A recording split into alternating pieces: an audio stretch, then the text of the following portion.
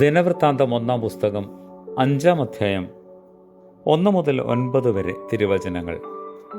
ബരക്കുമാർ. ഇസ്രായേലിൻ്റെ ആദിജാതനായ റൂബേൻ്റെ പുത്രന്മാർ. അവനല്ലോ ആദിജാതൻ.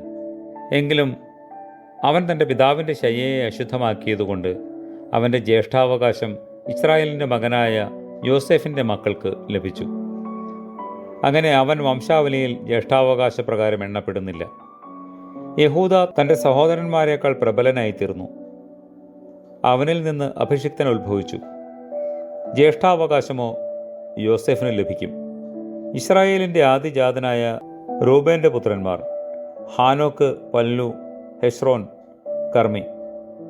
കർമ്മിയുടെ പുത്രന്മാർ: അവൻ്റെ മകൻ ശെമയ്യാവ്, അവൻ്റെ മകൻ ഗോഗ്, അവൻ്റെ മകൻ ശിമയി, അവൻ്റെ മകൻ മീഖ, അവൻ്റെ മകൻ ഊറിയ, അവൻ്റെ മകൻ ബാൽ, അവൻ്റെ മകൻ അബിയ.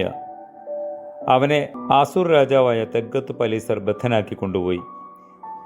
അവൻ രൂബേന്യരിൽ നേതാവായിരുന്നു. അവരുടെ വംശാവലി തലമുറ തലമുറയായി എഴുതിയിരുന്ന പ്രകാരം കുലം കുലമായി അവൻ്റെ സഹോദരന്മാർ: തലവനായ യെയിയേൽ, സഖര്യ, അരോവേരിൽ നെബോവും ബാൽമയോന് വരെ പാർത്ത ബേല. അവരുടെ കന്നുകാലികൾ ഗിലെയാദ് ദേശത്ത് വർദ്ധിച്ചിരുന്നതിനാൽ അവർ കിഴക്കോട്ട് യുഫ്രാത്തീസ് നദി മുതൽ മരുഭൂമി വരെ പാർത്തു. കർത്താവേ, നിനക്കും നിന്റെ പിതാവിനും പരിശുദ്ധ റൂഹായ്ക്കും ഞങ്ങൾ സ്തുതിയും സ്തോത്രവും കരേറ്റുന്നു. ആമേൻ.